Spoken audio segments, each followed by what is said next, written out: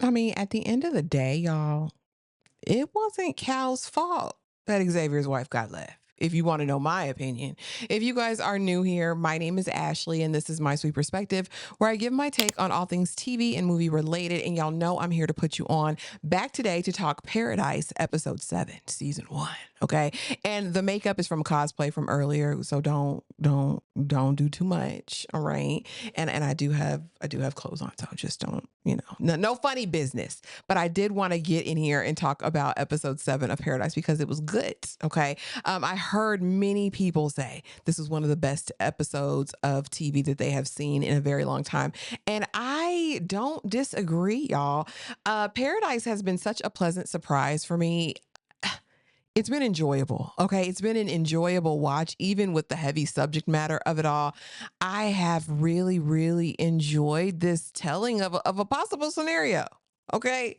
Things don't seem so far fetched in 2025, right? To see something like this happen. But in this episode, we actually get the full backstory of how we absconded, honey, these 25,000 to this underground bunker city.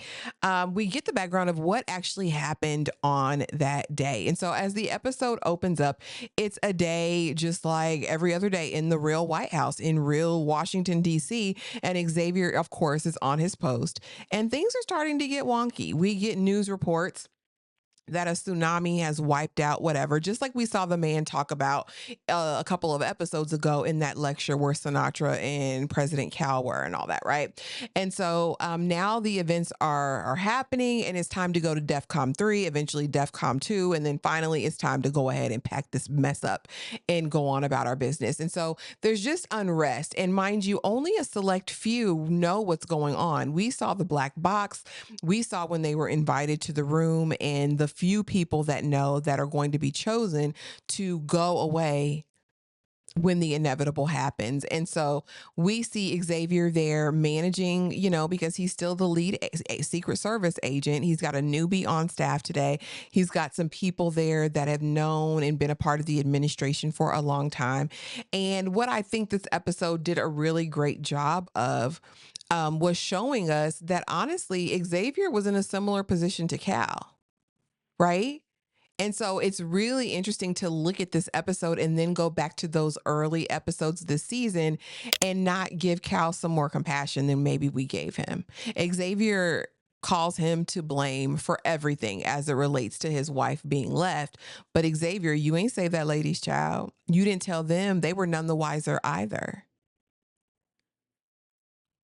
You knew there was an escape plan. You knew there was a protocol in place. You knew to keep your kids close to President Cal's kids.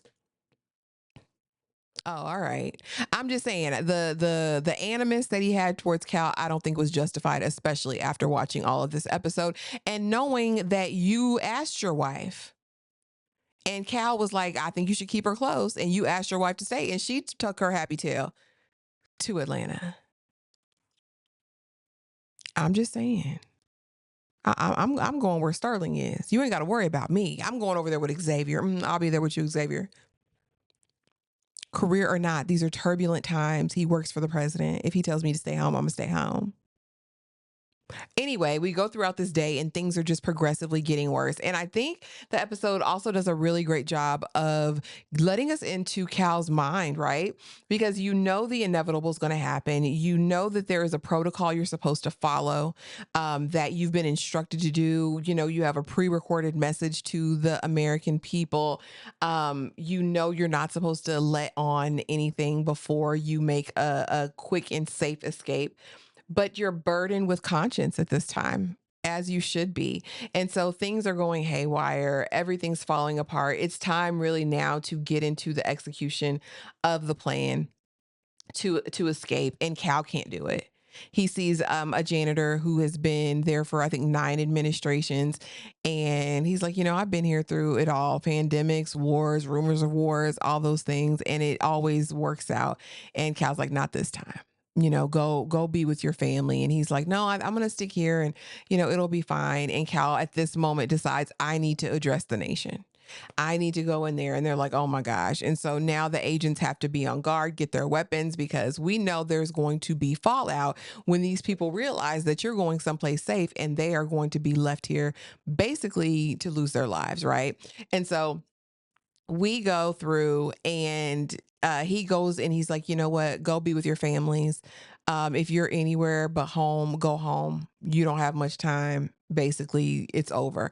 He steps out. Everybody's on his tail, right? Like, no, this is not okay. They're trying to snatch guns. They trying to fight. We got to take people out immediately. Get on the elevator. Enter the Secret Service agent that we meet later, the black lady he ultimately has the affair with. And we need to get him on the plane. Mind you, the Secret Service agent, the newbie, he can't go. And he's not going to take no for an answer. So she's got to take him out. And Xavier's like, you ain't have to do that. Baby, you was going to have to do something. Because these jokers were not going to let y'all just get away free and clear while they're left to die. Just saying that. And like I said, it just gave to me the understanding that this was a hard situation. Cal said what he could say. This was classified information. He tried to give you hints and warnings. And Xavier's blow up at the end to me wasn't warranted. And this animus that he continued to carry for Cal, it wasn't warranted. You said your wife don't listen to you. She ain't listened to you all the years that you've been married. All right. So he's secured his kids. Cal is like, we'll send a plane to go get her. She's got an hour and 15 to get here, talk to this person. They'll get it ranged out. And of course, he's not able to keep consistent contact with her other than to tell her to steal a car. She ain't got a car, steal a car, but get to this airfield, Dobbins, so that you can, meet up with us in the sky. And so we're going through all of the changes. Ultimately, we find out, of course, she doesn't make it, which we've already known. She wasn't able to. They have a conversation on the plane. The kids are there. The son is asking for mommy. And, he's got his family other than the wife. And he has a last kind of conversation with her. But meanwhile, we see Cal, and this is the final decision that he has to make. This is the last call. And Sinatra is against this, but apparently he has a mechanism, a system in place, a protocol, right? That, he can stop all of the nuclear transmissions that are being done because for whatever reason, national disaster, worldwide devastation is a great time to get nukes and blow stuff up. Go figure.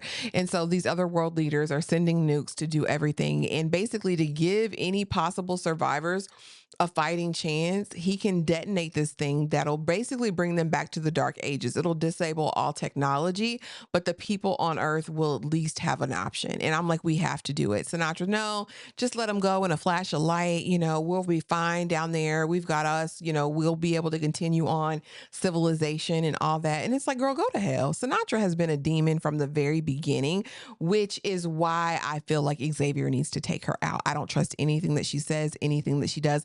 I don't even believe those transmissions are real. Okay. So Cal presses the button to stop it. And again, we don't know if it blew up Atlanta or not. As Xavier's talking to his wife, he can see the different bombs being dropped everywhere. And they're disconnected, crying, emotions, all of the things. But at the end of the day, girl, you should have stayed with your man and your children, in my opinion.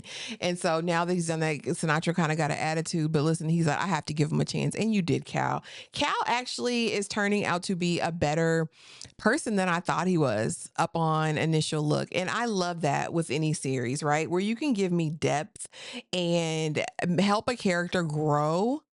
In my mind, I love that in storytelling. I think that's so great. And so now we are back face to face, Xavier and Sinatra. And she's like, look, you're not going to do a damn thing. I have your wife. Oh, girl has your daughter.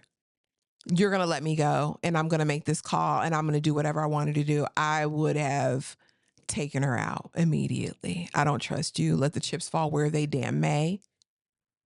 But I'm taking you out, Sinatra, because she cannot be trusted, y'all. Drop it in the comments. Let me know what you thought of episode 7. Again, this is a great episode. I cannot wait for the finale. I will be back to talk the finale and all things paradise this season. But you guys let me know. Did I miss anything? Was there anything else that stood out to you in this episode? Drop it in the comments. Let's have a discourse. I would love it. But thank you so much for watching. Please be sure to like, comment, subscribe, do all of the things. And I will see y'all in the next video. Bye.